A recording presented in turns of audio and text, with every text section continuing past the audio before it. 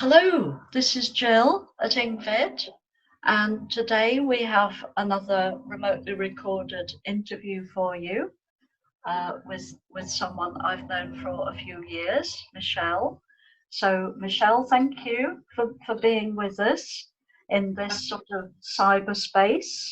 I know we're many miles apart at the moment, but we have also met in person many times in the UK.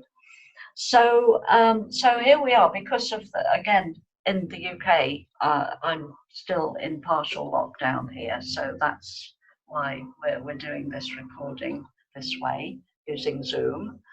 So my guest then, Michelle, thank you for being here.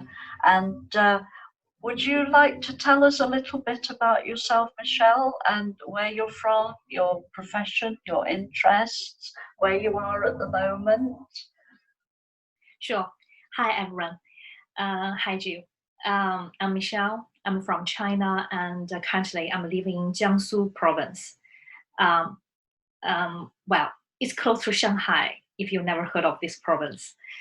I used to work in banking for a few years, but now I'm studying traditional Chinese medicine full time. I'm into cultural stuff, traditional stuff. Okay. Well, that's really interesting. Thank you. So you've been in the UK. You have a base in the UK, but I think because when the pandemic started, you happened to be in China visiting your family. So maybe you wouldn't normally be there, but you happen to be there now because partly because of lockdown and so on.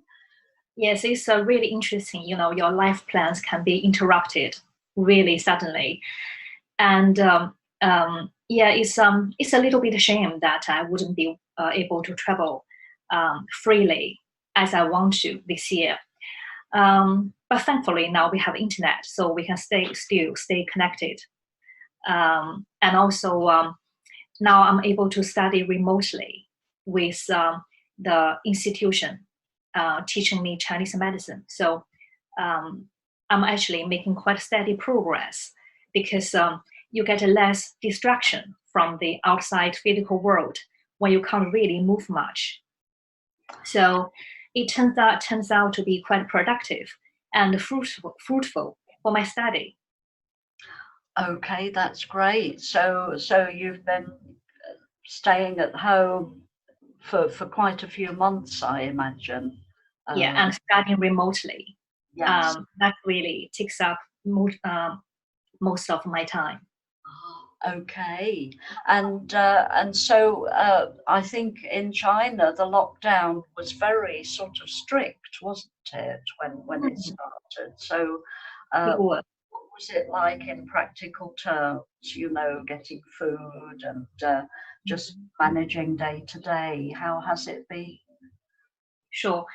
Um, I think perhaps it was similar to what you are experiencing now. Or actually, there is a gradual easing in London, so I guess perhaps you could go out more yourself. Um, we've been there perhaps 2 months earlier than you, and we have to order food in bulk. Um, Unfortunately, the grocer is able to deliver to our doorstep. So um, we stay indoors 100% of the time, really. And that kind of situation continues for about 3 months. Then gradually, the pandemic looks like um, you know got brought under control, at least for our region. So now we have kind of an unofficial lifting of the lockdown. So now I really seize the opportunity, um, and I go out every day for 2 hours in the early morning to have a long walk around the lake. But I'm still very conscious about the 2 meter distance from other people. But I think the pandemic really changed people's behavior and attitude. At least from what I saw, now most people are still wearing masks, and people are, conscious of not getting too close to each other. That's good. I think people in the UK need to take note of that, really, because there's been a lot of discussion about, is it any good wearing a mask, and even since the lockdown started here in March, people were going out for shopping and not bothering to wear a mask. And I mean, I did personally, I wore a mask. I've been wearing a mask every time I've gone shopping, but so many people haven't been bothering, as if, oh, it's just optional. I think people need to, really be careful. I think here actually there is a cultural difference, because in China, people are very well educated that during, flu season or anything that is easily spreadable or contactable, um, it's advisable to wear masks, and it's very well received by people, for many, many years. So we have no problem in accepting the idea that wearing masks for your own benefit and for benefit of people around you. And we don't have any psychological barrier or, any feeling of embarrassing, that type of thing, because we have been doing this anyway. That's good. I think, it's partly that people feel embarrassed. They think, how I will look stupid if I put a mask on. And, that's not the issue, really. That the issue is to survive and to stay healthy, isn't it? Really. And so things have been getting a lot easier then in your part of the country. So you've been able to get out. Have you been able to visit friends and family as well as going for walks on your own? Yes, but still on very limited occasions. Again, because people are still wary about, some they call them people symptom persons, i.e., people carrying virus but not showing any symptoms. So we are still avoiding kind of a large scale gathering.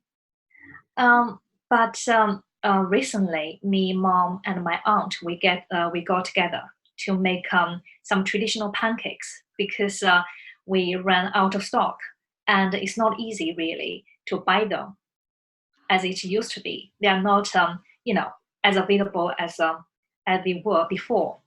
So, I went without the kind of a traditional bread for a while.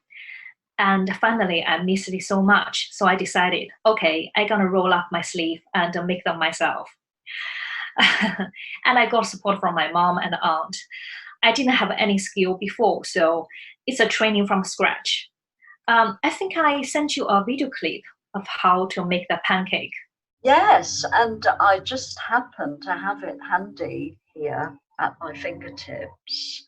If I can just do a bit of screen sharing here, if you could bear with me for one moment. So this is you here turning a pancake, and is that your mum behind you there?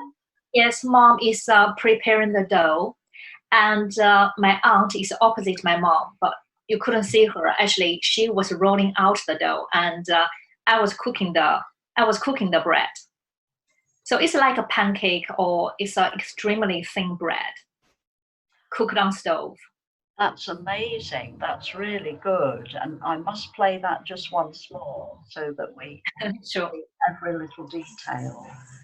So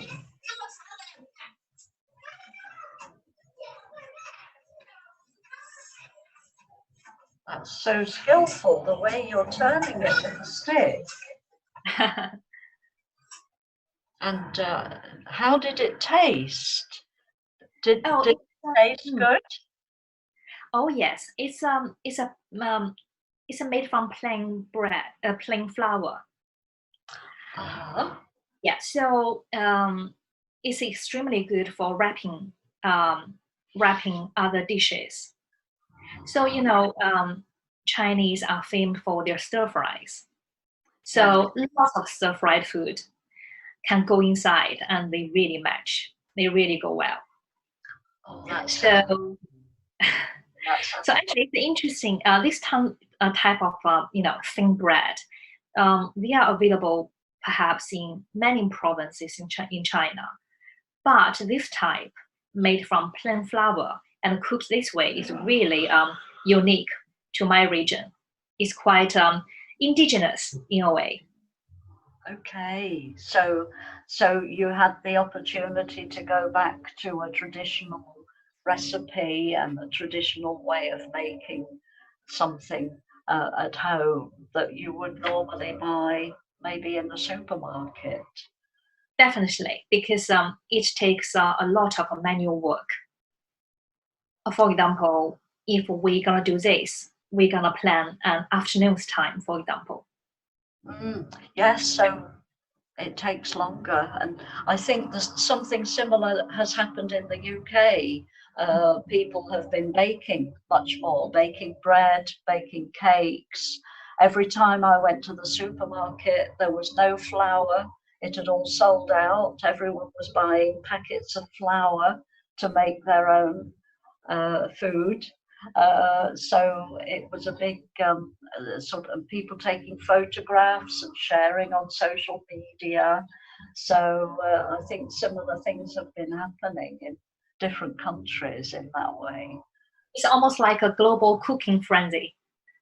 Yes, because people have more time available, and also they can't buy them in the shops, so they think, oh well, we'll make it at home then. So it must be quite a nice sort of social activity too to do as a family group.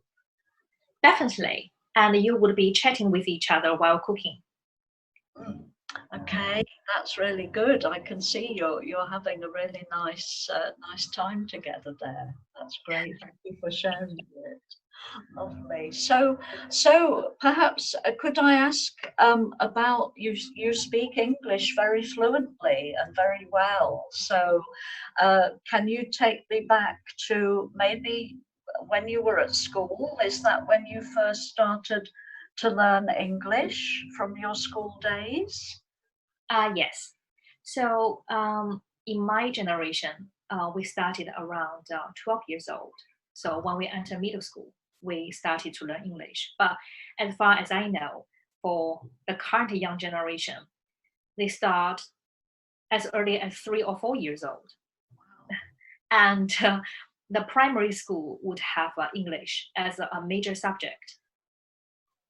So I think they would speak even better English than my generation. Yeah, and China's country places huge emphasis on kind of on fundamental of education. So perhaps comparing to the West, it is relatively lacking in kind of creative nurturing, but the foundation is quite solid. So in English, children have lots of practice in grammar, in written English. So I think when I was working in London, my colleague told me my English writing and my grammar, are better than most British people. So. So I think that perhaps is a benefit from my education back home. But I think in terms of listening skills and spoken English, really I made progress really in after I arrived in London actually.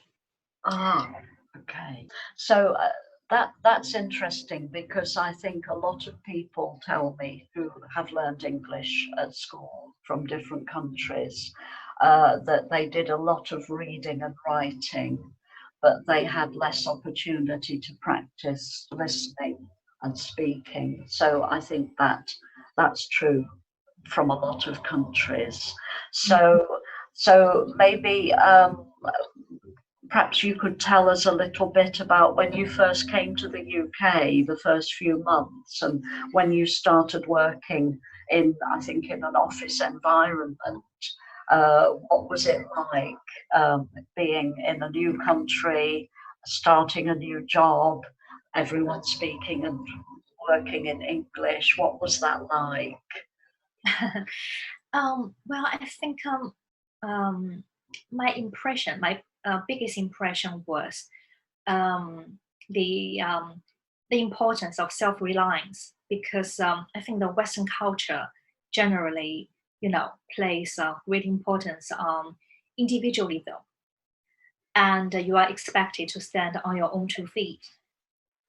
So I figured that I had to be a very quick learner, because I noticed that everyone else is under pressure themselves. In a commercial environment, especially. So people um, they don't really have the time or patience to teach you the same thing twice. So you got to learn fast. Right. So you had to learn as you went along, really, the best way of doing each thing. Absolutely. And I think it's also important to observe, see how other people, local people, are interacting with each other, how they are doing things. So you could get a pretty good idea quickly, of local customs and etiquette. Start from mimicking. Ah, okay. Yeah. Okay, that's interesting. And I think also don't be held back by any thought that, oh, I might make a mistake. I'm going to embarrass myself. Oh, I'm going to show, my disadvantage or my weakness, how people are going to think. Well, actually, just go on and do things, because if you make a mistake, it's better to make them early, Mm. when people still expects you to, and they're gonna correct you, and you're gonna learn really fast. Yes, I think you're right. I think a lot of people feel reluctant to speak, and people sometimes think, oh, I've got to speak in a perfect grammatical sentence. When in fact, the way people speak, we don't tend to speak in perfect grammatical sentences. We tend to speak in short phrases, I think. We get a thought in our head, put it in a few words, and then another thought and another few words. So some people are reluctant to speak because they think they've got to speak the way you read sentences from a book. But I think it's quite different, isn't it, from reading and writing? Whereas with speaking, it's much more spontaneous and more in sort of little bits rather Hmm. than full sentences. I don't know if you found that. I see. I think it really takes time to perfect, any skill. So you can't be too harsh on yourself, because you are not perfect yet, and thus you just never start out. I think that way you will never make it. Yeah, So you that's yeah, just go ahead. I remember, in my first year of working in the front office, and I was in a client lunch, really. There's a dish, a seafood dish with lime, the green vegetable, lime, um, on a plate. And I asked my client, would you like lemon? And the lady corrected me, it's lime. Okay, I learned it. Actually, I'm still amazed myself. I wasn't feeling really embarrassed. I was just like, okay, I learned it. And from then on, I will always know it's lime, and it's different from lemon. So I think it's just, no matter how well prepared you are back home, you can't avoid making mistake in real life, and it's not failure. Actually, mistakes, if you learn from it, equals progress. yes, So treat it positively. absolutely. And lemons and limes are very similar, just apart from the colour. They look very similar, don't they? And it's also just, you know, people realize that you're human. You know, if everyone was absolutely perfect about everything, you would think, oh gosh, you know, but we're all human. So sometimes people will like you more if someone makes a little mistake. It's sort of it's more human in a way, isn't it? So it's not a big deal, and you know, people just move on from that. So Absolutely. yeah. Especially if people notice that you are getting better and better. They're gonna admire you for that. Absolutely, that's it. So, so then, thinking about being in the UK and working here, um, when you are in the UK, as you often are there things that you miss about China when you're in the UK, or the other way round? Are there things in the UK that you miss when you're in China? Anything like that? I see. Um, well, I think the UK really has a really amazing access to beautiful sceneries, of countryside, of green spaces. It's really wonderful. But its local food is relatively dull. um, but in London, London is a magnet and has a world class cuisines.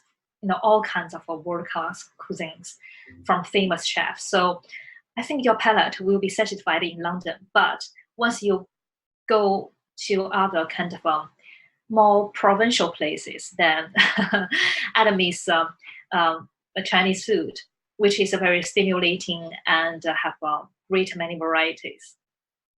Yes, yes, yes, I can imagine. I guess there are areas of the UK you might have, you know, local dishes, things like Yorkshire pudding, Lancashire hot pot, all the different types of regional food. But I think traditionally the UK is sort of meat and two types of vegetable.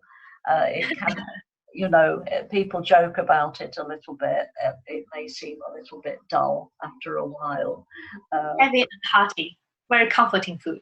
Yes, yes, filling. I think filling, lots of potato usually, and people love chips, you know. But I know what you mean about Chinese food. It's very colourful, very tasty.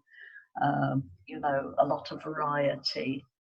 So, so are there things about the UK that you miss when you're in China? Um, I miss my trekking in the beautiful countryside. Ah, yes. So the kind of you so you like to go for country walks when you're Ah, here in the UK? yes, Ah. you know, the kind of 10 miles per day or even more. So would that be? Would you go out of London into the countryside, or would you have a walk around London streets exploring, or what would you do usually? I think when I first came to London, I was more metropolitan person.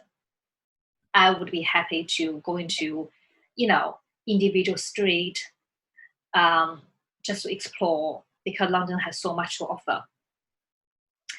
But when I got familiar with the city, then I became more of a nature person. So usually I'd take a train from a station, have a 30 minutes or to 1 hour journey out, and do a proper, you know, trekking there. My favorite trekking place actually is Seven Sisters. From oh from Seaford to Eastbourne. Oh, to Eastbourne on the Yeah, south coast. We were talking about the south coast in another interview, but that was for a different reason. So Eastbourne in Sussex is a yeah. very popular seaside resort of the UK. So you like Eastbourne? Yeah, so the white cliff between Eastbourne and Seaford. Oh, Seaford, yes, along the coast. It must be. How many miles? Just a few miles walk, is it, along the cliffs? I think it's perhaps 11 or 12 miles. Okay. So I'd walk from Seaford Station to Eastbourne Station. It's gonna take up a whole day, but there is a wonderful stop in the middle where you could have lunch just on the cliff, just beside the cliff, and have just a breathtaking view. So that's the cliffs are called the Seven Sisters, aren't they? Is that Yes, right? yeah, Because the white chalk cliff. yes, a bit like at Dover, people talk about the White Cliffs of Dover in Kent, which is further to the east. But Seaford and the Seven Sisters are seven sort of large white cliffs, aren't they? I think. So I've been to Eastbourne and I've been to Seaford separately, but I've never walked between the two. So maybe that's something I should try sometime. So thank you for the recommendation there. Absolutely. It sounds lovely. Um, okay, so that's great. That sounds wonderful. And the sea air, of course, is very healthy to be walking along the coast. You Very get refreshing, very healthy, refreshing air. That's right. especially when you got a bit worn out by maybe the stress of working and living in London, perhaps, which is a highly competitive and fast-paced place. It's um it's really a recharge or reboot for you, to do Absolutely. that kind of work. Yes, lovely. Sounds fantastic. Okay. And so would you say your English has improved since, I mean, you've been based in the UK for a few years now, and we've known each other a few years. So would you say your English, I imagine it has improved over the years, simply being in an English speaking country all this time. So how would you say your English has developed? Hmm. I think I can think of two milestones, perhaps. Um, the first one is about the accreditation of English way of thinking. Okay. In my first 2 years of arriving in London, I think my English was reasonably clear back then, although with a noticeable Chinese accent. Well, I still do. Um, However, my colleagues found me hard to understand because I was still thinking in the Chinese way, and I was literally, translating my thoughts into English. Um, it really took me, I think, at least 2 years to make that a mental transformation, to think in the English way. Okay. And after I could do that, my communication with others become really smooth. Oh, that's great. So I think this, other people say this, they sort of realized, oh gosh, I'm thinking in English, not just speaking in English, but automatically thinking in English as well. Uh, Absolutely. so that, Yeah, I feel language is really, it's a cultural thing, really. It's a carrier. It's almost like a carrier of, intention, culture, and information. So you have to be properly aligned with the culture. Then you could really seamlessly, speak it really. okay, that's great. Lovely. So, and do you feel you've developed in terms of your vocabulary and fluency and how you express ideas and so on? That is the second milestone for me. Um, it was made after I started taking lessons in diction and elocution. And I owe it to you, Jill. I think I studied with you since about 2013, something like that. I noticed the constant positive change in people's perception of my presentations and speeches, with improvement in my diction. That's great. And way of speaking, etc. And this in turn really has enhanced my self-esteem. So it has created a very positive loop. It's a feedback loop like that. Oh, that's great. That's really good. So I feel that, I think I can't overstate the importance of elocution. Because, now we live in a world of communication and connectedness, really. And maybe, to speak with a native English person, you hear the language spoken by someone who's, it's their first language. I guess that's, to spend many hours over the years speaking to native English speakers, it sort of makes a difference gradually as time goes on. So absolutely, that is indispensable. I think maybe I'm saying I'm not to dishearten, eager English learners in non-English speaking country, but I'd say, try as you hard. It definitely help. You're gonna build up a really good foundation, but set a right expectation, because the real experience of speaking to native speaker, working with them, living in their environment, is just irreplaceable in your development of the English skill. So build up strong foundation before you come, but expect that you still have a quite steep learning curve to climb. Okay.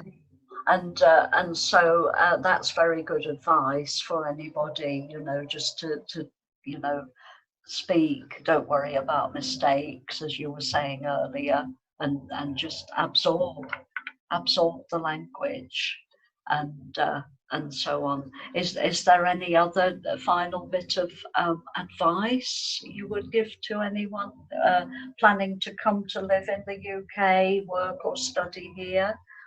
Any particular advice you would give? Observe, be a keen observer, and really see how local people interact with each other. Seize opportunities to take part in events or activities, because if you can socialize with local people, you're gonna improve really fast. That's great. That's and then, as I mentioned before, don't be afraid to make mistakes. The more you do, actually, the faster you learn. So don't worry, people won't necessarily laugh at you, because they expect you to do so, especially if you are coming from a non-English speaking country. Okay, that's really helpful. Thank you. So, okay, Michelle, thank you so much for your time, for spending some time talking about your experiences of English learning, being in the UK, and telling us more about yourself. It's been great talking with you. And lovely talking to you too. Thank you. And I'd like to wish you all the best with your continuing medical studies as well. So thank you. That sounds really good. So thank you. And just to say to everyone watching, do look out for other interviews that we're gradually doing. And if you have any suggestions for questions I could ask people as we continue, do put in the comments under the video, either on YouTube or on the engVid website, suggestions for questions, and I'll be interviewing guests from different countries as time goes on. So thank you for watching, and thank you again, Michelle, for being with us. And if you haven't yet subscribed to my channel, if you're enjoying the videos, please subscribe, and hope to see you again soon. Okay, so bye for now from both of us. Bye.